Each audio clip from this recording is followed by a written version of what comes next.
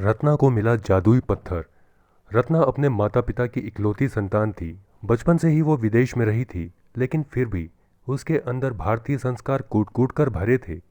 रत्ना जब केवल 5 वर्ष की थी, तभी उसके मामा उसे अपने साथ विदेश ले गए और वहीं पर उसकी पूरी पढ़ाई हुई। रत्ना पढ़ाई में बहुत ही होशियार थी। रत्ना ने प्रथम प्रयास में ही डॉक्टर की परीक्षा पास कर ली और वह अब एक कामयाब डॉक्टर के रूप में कार्य कर रही थी। रत्ना की कामयाबी इतनी बड़ी थी कि देश विदेश में ही नहीं, पूरी दुनिया में रत्ना का नाम हो गया था। रत्ना के पास करोड़ों की संपत्ति थी, लेकिन मन में घमंड बिल्कुल भी नहीं था। वो अब भी एक सीधी सादी लड़की थी। रहन सहन भी इतना सादा कि आप देखकर कहें कि क्या यह लड़की करोड़ों रुपए कमाती होगी। आज रत्ना काफ़ी समय बाद अपने माता पिता के पास इंडिया जा रही थी। रत्ना को अपने माता पिता से मिले 5 वर्ष बीत चुके थे, इसीलिए मन में बहुत खुशी थी कि आखिर वो अपने देश जा रही है। रत्ना की फ्लाइट शाम 4 बजे की थी, लेकिन रत्ना अपने माता पिता से मिलने के लिए इतनी बेताब थी कि वो 3 बजे से ही एयरपोर्ट पर आकर बैठ गई। रत्ना अपने माता पिता के साथ गुजारे हुए वक्त को याद कर रही थी। इस दौरान ही अनाउंसमेंट हुआ। रत्ना तुरंत अपना बैग उठाकर अपनी फ्लाइट की ओर चल पड़ी। रत्ना अभी बैठी ही थी, तभी वहां पर एक सुंदर सा नौजवान जिसका नाम दीपक था, रत्ना के पास आया और बोला, क्या आप रत्ना जी हैं? रत्ना ने कहा, हाँ कहिए। जी, मैंने आपका बहुत नाम सुना है। आप एक बहुत ही काबिल डॉक्टर हैं।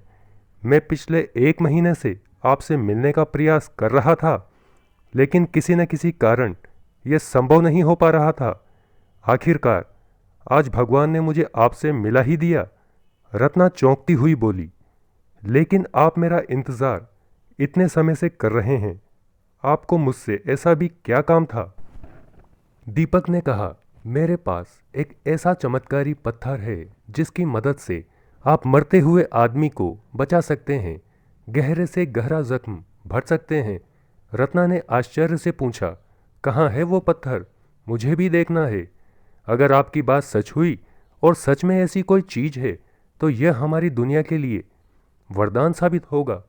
दीपक ने कहा, रत्ना जी, आपकी बात बिल्कुल सही है, लेकिन उस पत्थर को आपकी मदद से ही पाया जा सकता है। इसी वजह से ही मैं आपको कई दिनों से ढूंढ रहा था। रत्ना ने कहा, लेकिन इसमें मैं आपकी क्या मदद कर सकती हूँ? हमारे गांव के पास ही एक गांव है जहां पर एक प्राचीन शिव मंदिर है, और वह पत्थर इस शिव मंदिर में ही है, लेकिन उसे कोई छू भी नहीं सकता। जिस किसी ने भी उसे गलत इरादे और लालच से छूने का प्रयास किया, वो जलकर भस्म हो गया। वहां पर एक सिद्ध बाबा जी रहते हैं जो मंदिर की देखरेख करते हैं। जब मैंने उनसे पत्थर के रहस्य के बारे में पूछा, तो उन्होंने कहा, बेटा, वही व्यक्ति इस चमत्कारी पत्थर को उठा सकता है जिसके मन में किसी तरह का पाप नहीं हो, तथा जो एक विशेष ग्रह नक्षत्र की स्थिति में पैदा हुआ हो। ऐसा इंसान करोड़ों में एक ही होता है। मैंने बाबा जी से कहा, लेकिन हम उसे ढूंढेंगे कैसे? तो उन्होंने मुझे अपनी दिव्य दृष्टि से बताया, अमेरिका में एक लड़की रहती है जो बहुत ही काबिल डॉक्टर है और उसका नाम रत्ना है। वही लड़की उन करोड़ों में से एक है जो इस पत्थर को उठा सकती है। यदि तुम उसे किसी तरह यहाँ पर ला पाओ, तो इस चमत्कारी पत्थर से तुम सभी का कल्याण कर सकते हो। दीपक की बात सुनकर रत्ना को सारी बात समझ में आ गई। रत्ना ने दीपक से कहा, ठीक है, मैं तैयार हूँ। ऐसा काम जिसे करने से लाखों व्यक्तियों की भलाई हो सकती है, उसे करने में मुझे बड़ी खुशी होगी। फ्लाइट रवाना हो चुकी थी। कुछ ही घंटे बाद दीपक और रत्ना इंडिया के एयरपोर्ट पर पहुंच गए। वहां से रत्ना सीधी अपने घर जाने के स्थान पर दीपक के साथ उस पुराने शिव मंदिर की ओर चली गई। रत्ना ने जब उस चमत्कारी पत्थर को देखा, तो वो देखती ही रह गई। वो पत्थर अपने आप में ही अद्भुत था। उसमें से एक अलग ही आभा निकल रही थी, जिससे पूरे मंदिर में एक दिव्य रोशनी फैली हुई थी। बाबा जी ने जब दीपक के साथ रत्ना को देखा, तो वो समझ गए वह शुभ घड़ी आ गई है, जब इस चमत्कारी पत्थर के द्वारा लोगों का उद्धार होगा। बाबा जी ने दीपक से कहा, बेटा, इस पत्थर को प्राप्त करने के लिए पहले एक घोर अनुष्ठान करना होगा, उसके बाद ही इसे प्राप्त किया जा सकेगा।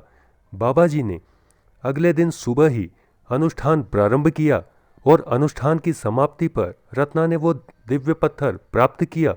रत्ना अब बहुत खुश थी, क्योंकि वो शुरू से ही चाहती थी कि वो लोगों की निस्वार्थ भाव से सेवा कर सके। अब उसे उस दिव्य पत्थर के रूप में भगवान का आशीर्वाद प्राप्त हो गया था।